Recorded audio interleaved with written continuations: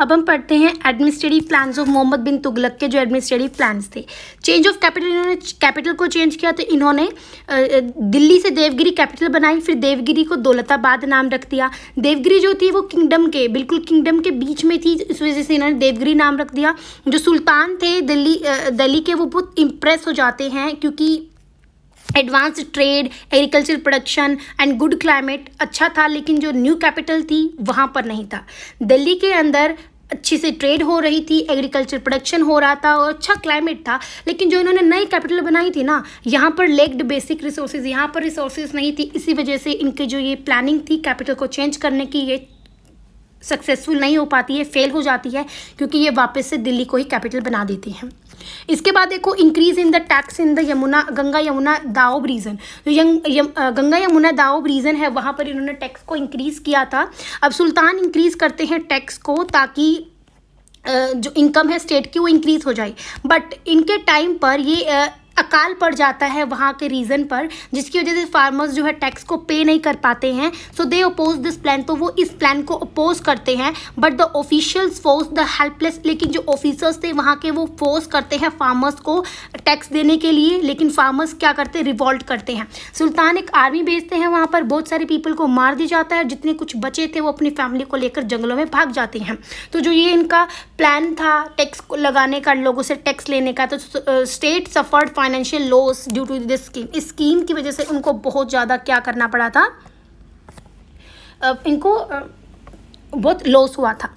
Circulation of token currency, अब currency के बारे में पढ़ेंगे जो इन्होंने सर्कुलेशन हुआ था टोकन करेंसी का। थर्ड इंपॉर्टेंट प्लान जो मोहम्मद बिन तुगलक का था वो था टोकन करेंसी को यूज़ करना। सुल्तान यूज़ करते हैं कॉपर के कॉइन्स को सिल्वर कॉइन्स जिनको इल्तुतमिश ने इंट्रोड्यूस किया था, उनकी जगह पर इन्होंने कॉपर कॉइन्स को इशू किया।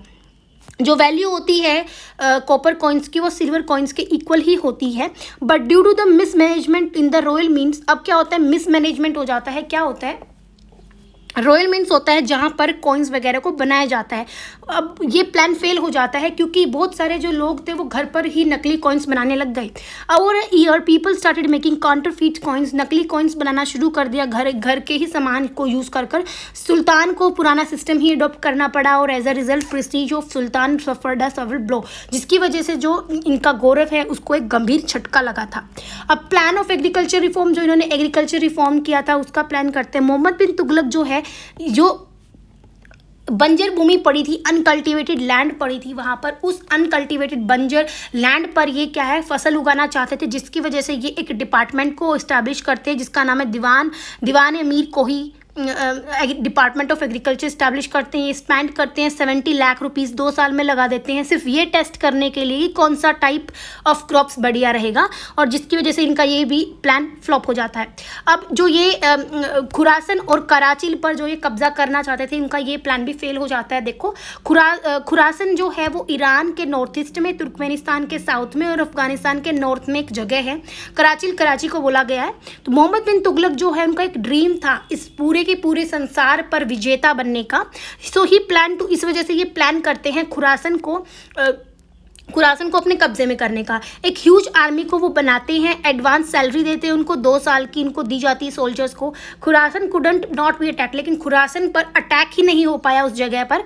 तो जो सुल्तान होता है वो अपनी आर्मी को भेजते हैं कराची कुमाऊं रीजन पर अटैक करने के लिए। जो पीपल होते हैं माउंटेनियस रीजन के, जो इस रीजन के जो पीपल होते हैं वो क्या करते हैं, इस आर्मी का स्ट्रांगली अपोज करते हैं। इट इज़ सैड दैट, ये बोला जाता है कि 1 लाख हॉर्समैन जो वेंट इस अभियान में गए थे, उनमें से कुछ एक सोल्जर्स ही बचकर वापस आए। और for military training and resources सुल्तान को बहुत ज़्यादा डेब्ट्स देना पड़ा, कॉजिंग ग्रेट इकोनॉमिक लॉस हो गया था स्टेट का इस टाइम पर।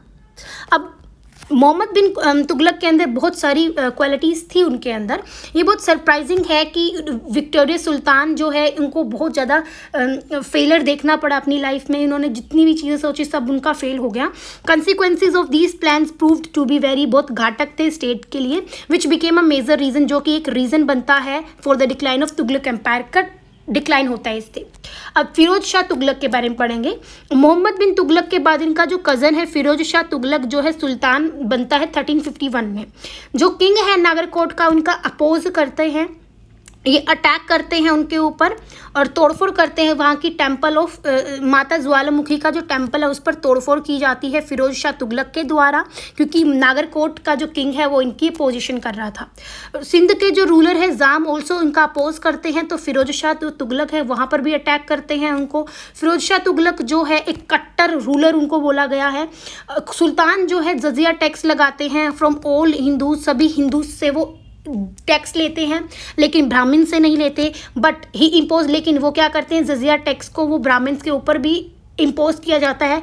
इस पीरियड के टाइम पर जो मिलिट्री सिस्टम होता है सल्तनत का वो ख़त्म वीक हो जाता है, जिसकी वजह से इस डायनेस्टी जो है प्रूव्ड भी फैटल। ये थोड़ी सी अच्छी मतलब बाद में जो है धीरे धीरे डिक्लाइन हो जाती है। रूलर्स ऑफ सिंध, अब सिंध के जो रूलर्स थे कॉन्स्टेंटली अपोज करते हैं रूलर्स ऑफ तुगलक डायनेस्टी के। मोहम्मद तुगलक जो है इन्वेड करते हैं सिंध के ऊपर लास्ट ईयर अपने रूल पर। इनका जो लास्ट रूल बचा हुआ था मोहम्मद तुगलक का, ये सिंध के ऊपर अटैक करते हैं बट ही कुड नॉट कन्क्वर, लेकिन इसके ऊपर वो विजय प्राप्त नहीं कर पाते हैं सिंध के ऊपर।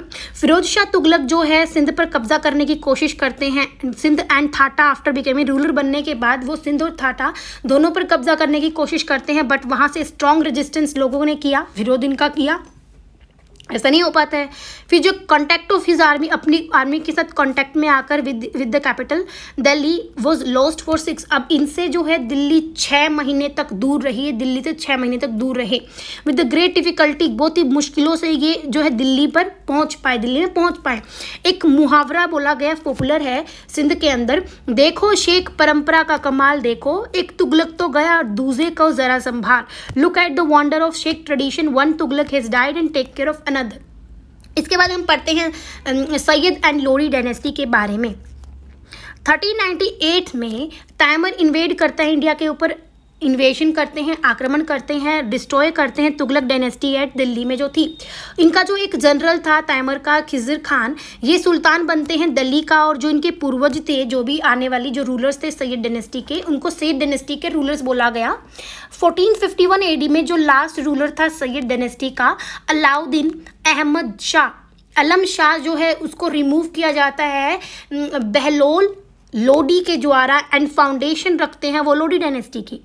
आफ्टर बहलोल लोदी सिकंदर लोडी सुल्तान बनते हैं 1489 में। इसके बाद जो है फाउंडेशन जो थी सिटी ऑफ आगरा की फाउंडेशन रखी जाती है सिकंदर लोदी के द्वारा। अब इनकी डेथ के बाद इब्राहिम लोदी सुल्तान बनते हैं, जिनको बाबर के द्वारा फर्स्ट बैटल ऑफ पानीपत 1526 में हरा दिया जाता है, और वहीं से एंड होती है दिल्ली सल्तनत। अब स्ट्रक्चर देखेंगे दिल्ली सल्तनत का स्ट्रक्चर कैसा था। सबसे पहले हम एडमिनिस्ट्रेशन देखेंगे वहाँ का। सुल्तान जो थे दिल्ली के वो ऑटोक्रेटिक मोनार्कियल सिस्टम था वहाँ पर दिल्ली के अंदर। ऑटोक्रेटिक मोनार्कियल सिस्टम मतलब कि जहाँ सिर्फ राजा की चलेगी, और ऑटोक्रेटिक मतलब कि जो राजा है उसके पास ही पावर है और किसी के पास पावर नहीं है। जो सुल्तान होता है उसके पास अल्टीमेट पावर होती है, उनके ऊपर कोई रिस्ट्रिक्शन नहीं होता उनकी पावर के ऊपर, और वहाँ वो खुद ही एक चीफ जस्टिस होते हैं, जनरल होते हैं और हाई ऑफिशियल होते हैं स्टेट के, इनका डिसीजन फाइनल होता है।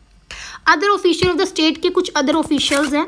अब जो सुल्तान होते हैं उनको हेल्प की जाती है जो अदर ऑफिशियल्स हैं वहाँ के, ताकि एडमिनिस्ट्रेशन अच्छे से हो सके। तो जो चीफ ऑफिशियल्स थे वहाँ के वो थे वाजीर, दीवान वजारत, सदर सुदर, दीवान रजालत एंड दीवान काजा, ये सारे के सारे चैरिटी एंड जस्टिस ऑफिसर्स थे। फिर अरीज मुमालिक, दीवान अर्ज एंड जवीर खान एंड दीवान इंशा, ये सारे के सारे कॉरेस्पॉन्डेंट्स थे, वर्द डिपार्टमेंट्स के थे।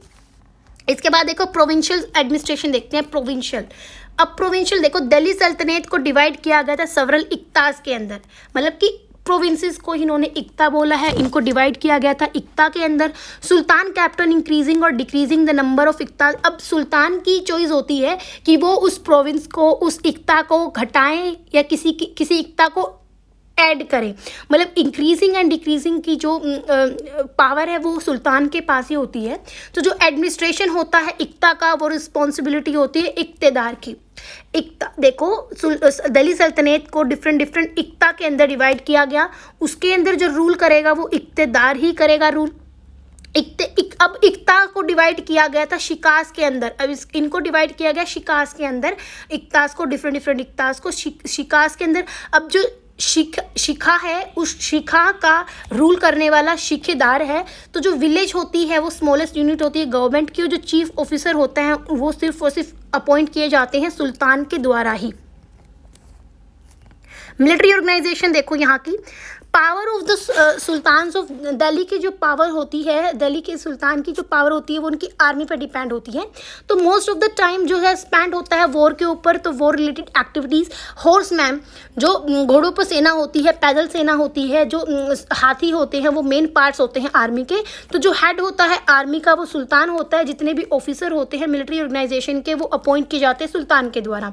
जुडिशियल सिस्टम, सुल्तान जो थे वो सुप्रीम जज थे जुडिशियल सिस्टम में भी। तो अभी बोला ना ये पूरे स्टेट के सुप्रीम हेड थे, तो हर चीज़ के ये जज थे।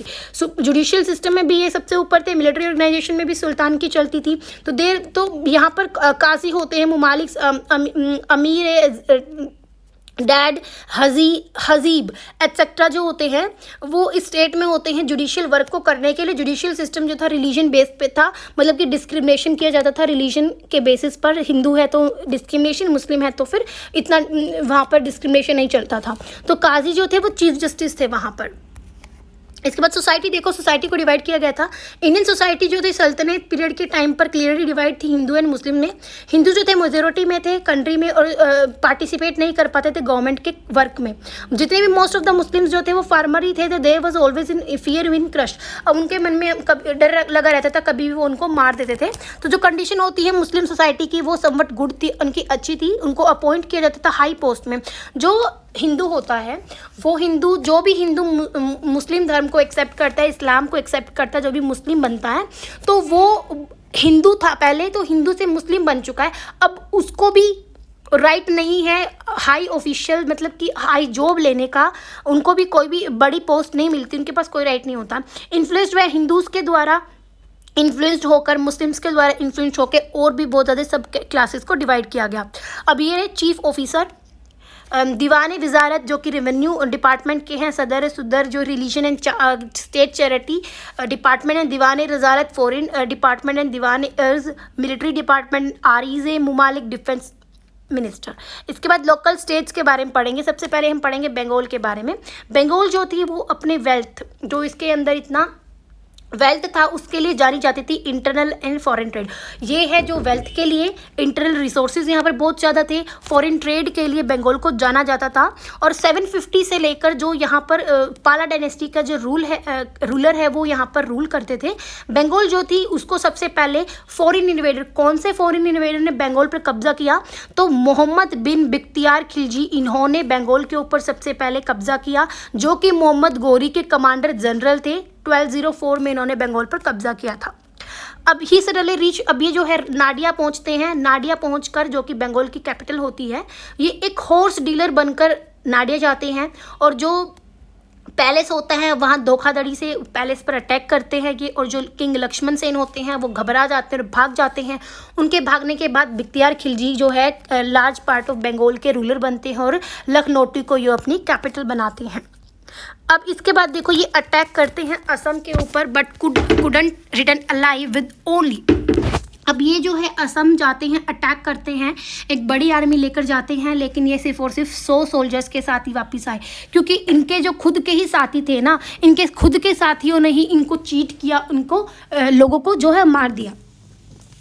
अब 1225 AD में इल्तुतमिश जो है बंगाल पर अटैक कब्जा करते हैं, बट आफ्टर दैट, लेकिन इनके बाद जो बंगाल थी इंडिपेंडेंट हो जाती है। अब इल्तुतमिश 1225 में बंगाल पर कब्जा करते हैं। कुछ टाइम बाद जो है बंगाल जो है इंडिपेंडेंट बन जाती है। लेकिन अब देखो बंगाल के ऊपर कब्जा नहीं किया जा सकता था अच्छे तरीके से, क्योंकि जो बंगाल है वो दिल्ली से बहुत दूर थी, इस वजह से यहाँ पर कंट्रोल नहीं किया जा रहा था।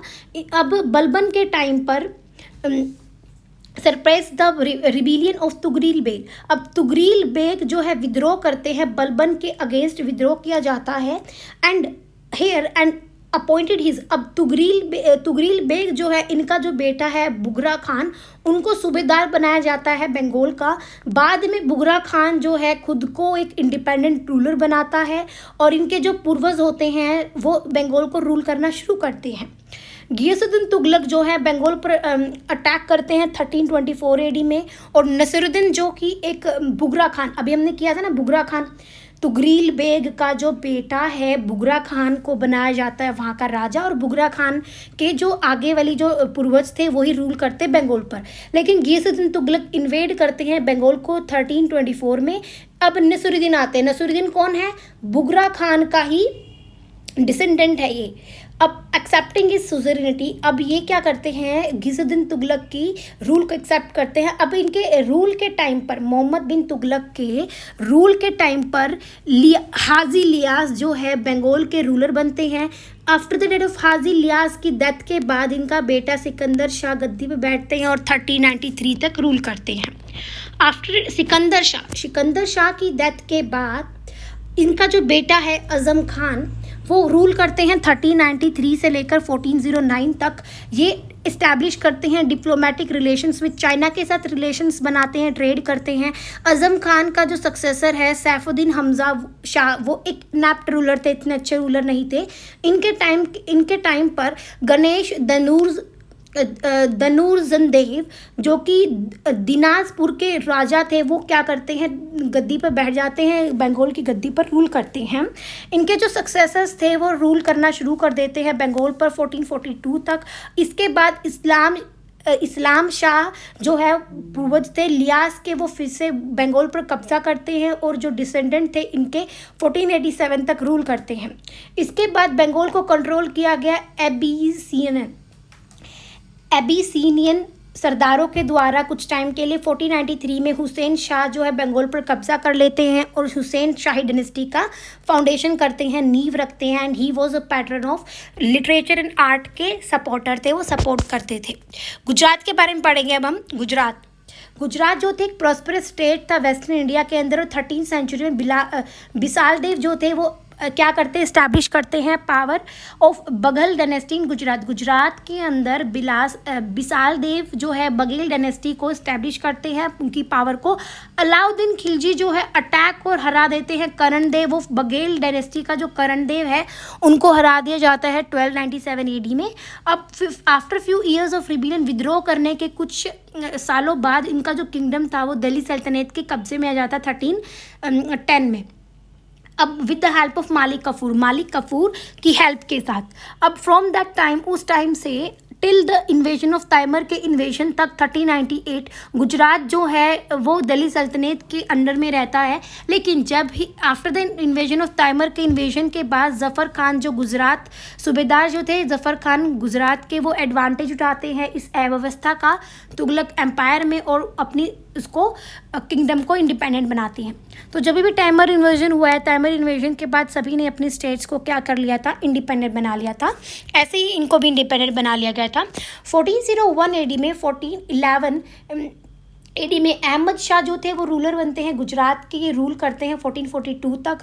ये अपनी बाउंड्रीज़ को एक्सपेंड करते हैं गुजरात तक और ये हिंदूज़ को क्या करते हैं, प्रोत्साहित करते हैं इस्लाम धर्म को एक्सेप्ट करने के लिए। कुछ सालों बाद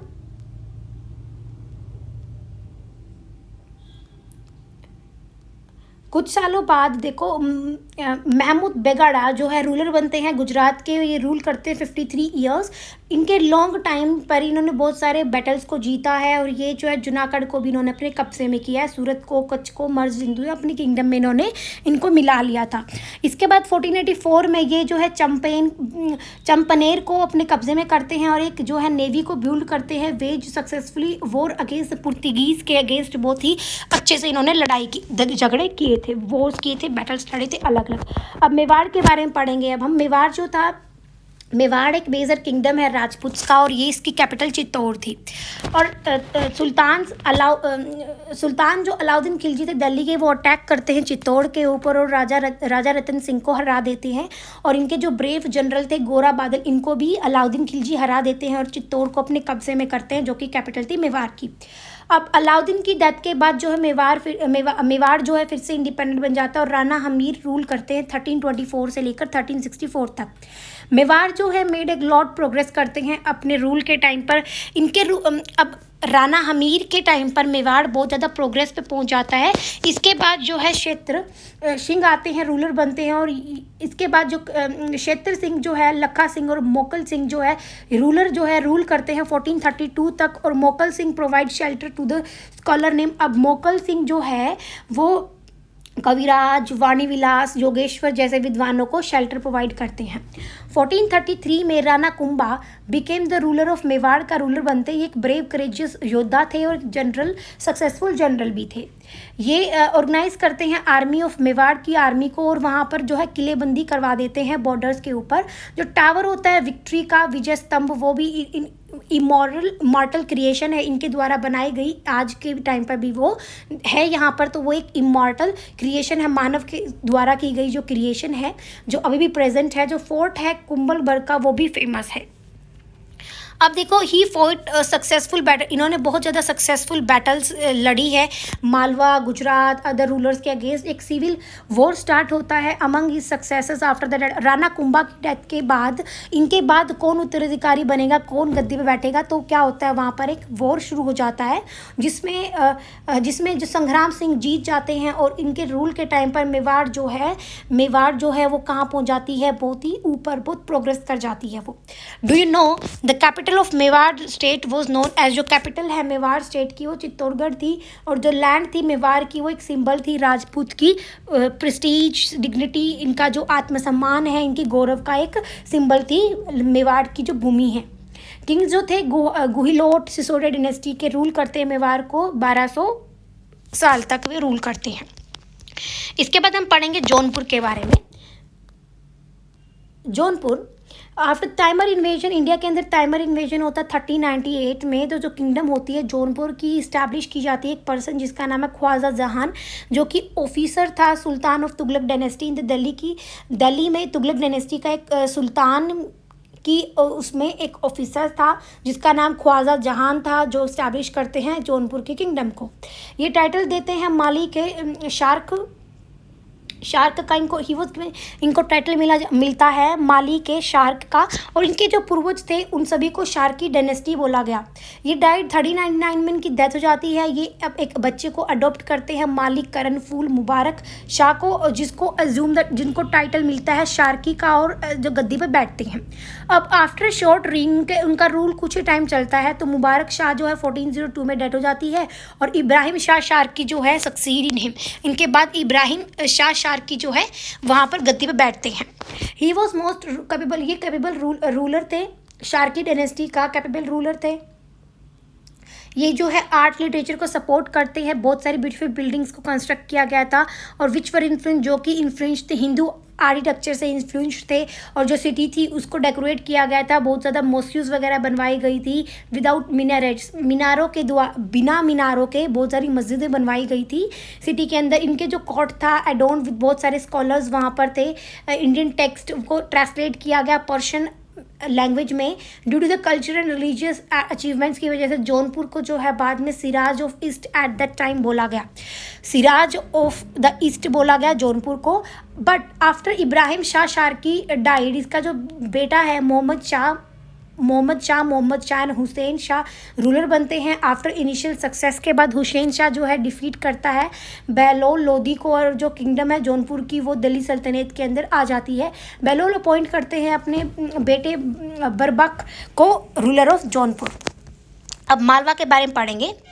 मालवा को रूल किया जाता था kings of Parmar dynasty till the end of 13th century के एंड तक मालवा को रूल किया जाता था परमार डायनेस्टी के द्वारा। जो इसकी कैपिटल धार थी।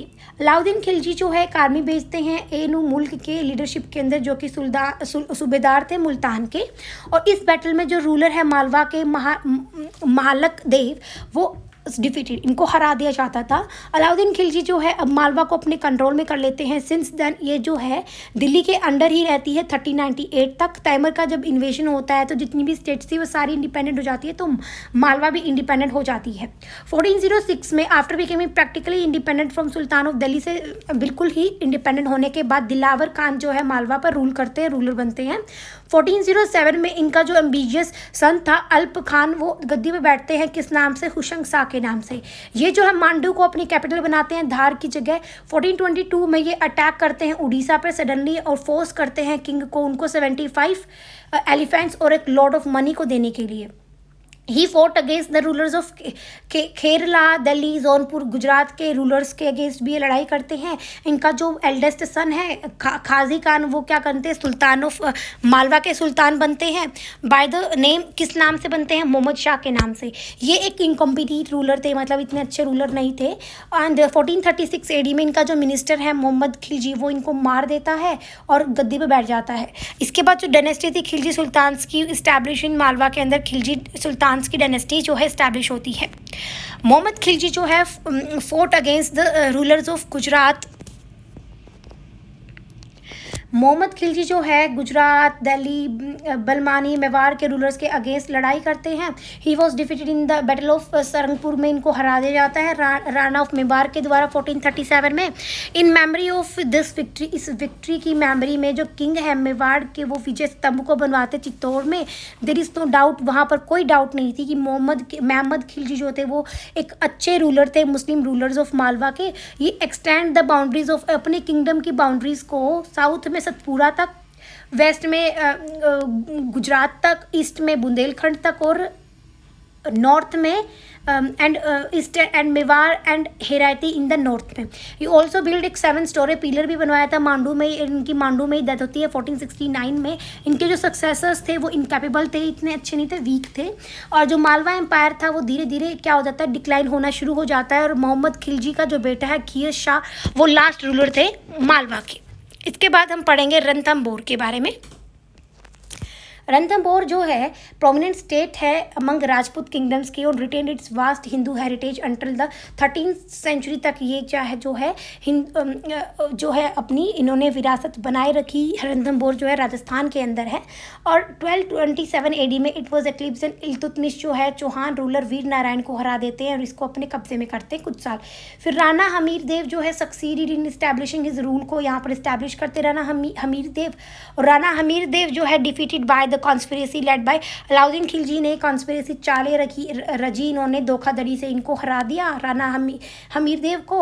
और अलाउद्दीन खिलजी के सोल्जर्स ने बहुत सारे पैसे यहाँ से और टेम्पल्स वगैरह को डिस्ट्रॉय किया और दिल्ली सल्तनत को के अंडर में इन्होंने रणथंभौर को ले लिया last decade of 15th century में। रणथंभौर जो एक फेमस हिस्टोरिकल इंपॉर्टेंस से देखे तो बहुत ही इंपॉर्टेंट है ये इनके किस चीज़ के लिए, फोर्ट के लिए। प्रेजेंट में जो रणथंभौर नेशनल पार्क के नाम से जाना जाता है इसको। Do you no Ranthambore fort जो है हिल के ऊपर बना हुआ है। और जो ये फोर्ट है वो बिल्ट बाय इस फोर्ट को किसके द्वारा बनवाया गया था, इस फोर्ट को राजा सज्जन सिंह नगिल के द्वारा बनवाया गया था। इसके अंदर 7 गेट है, एक लार्ज मीटिंग प्लेस है, 84 पिलर्स बनवाए गए हैं इस फोर्ट में। और जो ये फोर्ट है 3 स्टोर्ड बिल्डिंग इसमें है, 32 पिलर्स जिसको सपोर्ट करते छतरीज को और डोम्स को। अबुल फैजल जो कि ऑथर है अकबरनामा का, वो इसको कहते हैं एक आर्मोर की जैसे कहते हैं, इसको कवच की तरह कहते हैं इस किले को। अब स्ट्रक्चर देखते हैं लोकल स्टेट्स का। तो लोकल स्टेट्स कौन से हैं, मेवाड़, गुजरात, मालवा, रणथंभौर, ये कुछ इंपॉर्टेंट प्रोमिनेंट है, प्रचलित थी उस टाइम पर। तो एडमिनिस्ट्रेशन देखते हैं। राजपूत स्टेट जो थी फ्यूडल सिस्टम पर बेस्ड थी। जो राजपूत किंगडम थे उनको डिवाइड किया गया था जागीर के अंदर में, मतलब इन राजपूत किंगडम्स जैसे दिल्ली सल्तनत को इक्ता में डिवाइड किया गया था, ऐसे ही राजपूत किंगडम्स को जागीर्स में डिवाइड किया गया था। और they were associated with the personal reference for the jagirdars. और ये क्या है, जो जागीरदास और फिडल किंग्स हैं इनकी भी क्या करते हैं, हेल्प लेते हैं इसमें। और ये क्या करते हैं, किंग्स की हेल्प करते हैं जब किंग को सहायता की ज़रूरत होती है। तो जो फ्यूडल लॉर्ड्स होते हैं वो रेगुलरली पेड एनुअल टैक्सेस देते हैं वो किंग को रेगुलरली हर साल में। और जो किंग होते हैं उनके पास अनलिमिटेड पावर होती हैं। ये हाईएस्ट ऑफिसर होते हैं, चीफ जनरल होते हैं, चीफ जस्टिस होते हैं स्टेट के। बीइंग ऑटोक्रेटिक, इनके पास सारी पावर राजा के पास ही होती है वहाँ पर। तो जो किंग होता है इसकी ड्यूटी होती है अपने जो सब्जेक्ट्स हैं, इनके जो जनता है उनको बचाने की और उनकी कल्याण के लिए कार्य करने के लिए। Due to the fighting between the these kings के बीच में, रूलर्स के बीच में आपस में लड़ाई झगड़े होते हैं, जिसकी वजह से इनका जो किंगडम्स है वो कोलैप्स हो गया। मिलिट्री देखो यहाँ की मिलिट्री कैसी थी। मिलिट्री ऑर्गेनाइजेशन राजपूत की एक स्पेशल काइंड की थी, जो पर्सनल आर्मी है किंग की छोटी होती थी। Power of the king department जो थी कंबाइंड आर्मी फेडेट्रीज, जो फ्यूडल लॉर्ड्स होते थे ना, उनकी आर्मीज और किंग की छोटी सी आर्मी मिलकर बड़ी आर्मी बनकर ही वो लड़ाई करने के लिए जाते थे। जो राजपूत आर्मी होती है उसके अंदर पैदल सेना होती है, घोड़ों की सेना भी होती है, एलिफेंट्स भी होते हैं। जो राजपूत होते हैं वो ये उनकी ड्यूटी मानते हैं लड़ाई करने के लिए, फाइट करने के लिए इनकी ड्यूटी है। They were skilled at the combat skills, और वो जो है वॉर वगैरह करने में बहुत ज़्यादा क्या थे, स्किल्ड थे। जुडिशियल सिस्टम देखो, पनिशमेंट टफ थी इस टाइम पर। जस्टिस जो थी थियोलॉजियन ट्रेडिशंस की अकॉर्डिंग की जा रही थी। जुडिशियल सिस्टम जो थे हिंदू ट्रेडिशन पर बेस्ड था, और जो किंग था वो सुप्रीम जज था किंगडम का। अब सोशल लाइफ देखते हैं इसके बाद। इन दैट पीरियड, इस पीरियड में सोसाइटी को बेस्ड थी वर्ना सिस्टम के ऊपर। Varna system was divided into many sub category. जैसे ब्राह्मण्स जो थे हाई पोजीशन पे थे, और जो प्रीस्ट थे और मिनिस्टर्स थे वो राजपूत, एंड द मिनिस्टर राजपूत्स देवर, क्योंकि ये जो थे ब्राह्मण्स जो थे ये पुजारी थे, ministers of the Rajput king के मिनिस्टर। ओके, रिस्पॉन्सिबिलिटी जो डिफेंस की थी वो क्षत्रिय की थी, और जो they were the rulers and the soldiers थे, एंड वैश्यास जो थे ट्रेडर्स थे, और जो बच गए शूद्रा क्लास वो और जो काम करती थी उनको एक्सप्लॉयटेशन भी करते थे उनका, और डिस्क्रिमिनेशन भी उनके साथ करते थे। और कास्ट जो थी इंपॉर्टेंट थी, प्योर वेजिटेरियन फूड और को अच्छा माना जाता था वहाँ पर। इकॉनमी देखते हैं वहाँ की। एग्रीकल्चर जो थी मेन सोर्स था इनकम का। अकॉर्डिंग टू द सीजन के अकॉर्डिंग रबी खरीफ क्रॉप्स जो थी यहाँ पर उगाई जाती थी। वीट, पैडी, ग्राम, पी, पल्सेस, कॉटन, ज्वार, बाजरा, फ्रूट्स, वेजिटेबल्स यहाँ उगाए जाते थे। और उपज जो थी यहाँ की लैंड को डिवाइड किया गया था, उर्वरा, बंजर, खील, मारू एटसेट्रा। उपज को देखकर लैंड को डिवाइड किया गया था। इरिगेशन के लिए कैनाल, वेल्स, पॉन्ड्स, लेक्स को यूज़ किया जाता था। Agriculture in general was dependent on nature के ऊपर ही डिपेंडेंट थी इनकी एग्रीकल्चर, दैट इज़ रेनफॉल के ऊपर। एनुअल हस्बेंड्री जो थी मेन ऑक्यूपेशन थी। बार्टर सिस्टम, जैसे आप किसी को कॉटन दे दो और कोई आपको गेहूं दे देगा, सो मतलब किसी चीज़ को देना और चीज़ रिटर्न में कुछ लेना। तो बार्टर सिस्टम जो था इकॉनमी पर बेस था। कॉटन टेक्सटाइल इंडस्ट्री जो थी वो मेजर इंडस्ट्री थी। और in addition woollen silk cloths जो थे यूज़ किए जाते थे। कॉटन यूटेंसिल्स, आइडियल्स की जो कॉइन्स थे, बर्तन थे, वहाँ पर मूर्तियाँ थी, ज्वेलरी जो थे डिफरेंट मेटल से बनाए जाते थे। इसके बाद आर्ट देखते हैं यहाँ की। राजपूत रूलर्स जो थे वो ग्रेट बिल्डर्स थे। उन्होंने बहुत सारी temples, fort, dam, reservoir, baths को बनवाया, और सूर्य, विष्णु, शिवा की मूर्तियों को भी बनवाया डिफरेंट पोस्चर्स में। उस टाइम पर राजपूत जो थे फॉलो करते थे हिंदू रिलीजियस ट्रेडिशन को, और देयर फोर्ट्स जो थे वो स्ट्रांग थे। सो दी स्टेट्स वो जो, इसी वजह से ये स्टेट्स जो थी प्रोस्पेरस थी। इकोनॉमिकली जो विलेजेस थे वो सेल्फ सफिशिएंट थे, खुद ही अपना कार्य करते थे। डू यू नो, अब देखो even at the time India जो था एक बिजनेस, उन्होंने फॉरेन कंट्रीज़ के साथ उन्होंने बहुत ज़्यादा बिजनेस अच्छा कर रखा था। गुड्स जो है इंपॉर्टेंट एंड एक्सपोर्टेड भी होती थी। एक्सपोर्टेड कमोडिटीज़ कौन सी थी? Cloth, rice, wheat, silk, sugars वगैरह, ये एक्सपोर्टेड कमोडिटीज़ थी जो बाहर भेजी जाती थी इंडिया से बाहर। और साल्ट, मास्क, सिल्क, सेफ्रॉन जो है इंडिया के अंदर आती थी। Contemporary writings mention ports on the Gujarat coast, और जो उस टाइम पर कंटेम्प्रेरी मतलब समकालीन जो उस टाइम पर राइटर्स थे जो वो मेंशन करते हैं ports on the Gujarat coast. Gujarat coast पर जो पोस्ट थे उनको, पोर्ट्स थे उनको मेंशन करते हैं। तो जो मेन होते हैं, मेन पोर्ट्स जो थे वो थे कंबत, पठान, सोमनाथ, भरूच। अबाउट 300 शिप्स जो थी यहाँ पर एक साल में आती जाती रहती हैं। माइंड मैप, अब देखो माइंड मैप देखते हैं यहाँ पर। States of the north India and during 13 to 15 century. North India की जो स्टेट्स थी 13 to 15 सेंचुरी में हमने वही पढ़ा है। जो चीफ रूलर्स थे दिल्ली सल्तनत के वो थे इल्तुतमिश, रज़िया सुल्तान, बलबन, अलाउद्दीन खिलजी, मोहम्मद बिन तुगलक। और जो स्ट्रक्चर था दिल्ली सल्तनत का वो क्या था? एडमिनिस्ट्रेशन देखा हमने, ऑफिशियल्स को देखा, प्रोविंशियल एडमिनिस्ट्रेशन देखा, मिलिट्री ऑर्गेनाइजेशन देखा, जुडिशियल सिस्टम और सोसाइटी भी देखी। फिर हमने लोकल स्टेट्स पढ़ी, बंगाल, गुजरात, मेवाड़, जौनपुर, मालवा, रणथंभौर। अब हमने जो स्ट्रक्चर्स पढ़ा, हमने state rule by the Rajput, जो स्टेट्स राजपूत के द्वारा रूल की गई थी उनका स्ट्रक्चर पढ़ा। एडमिनिस्ट्रेशन देखा, मिलिट्री देखी, वहाँ की organisation, judicial system, social economy, social life and economic conditions देखी। चैप्टर 8 क्लास 7th जो कि कंप्लीट होता है। चैनल को सब्सक्राइब करना ना भूलिए, वीडियो को लाइक और शेयर जरूर करें।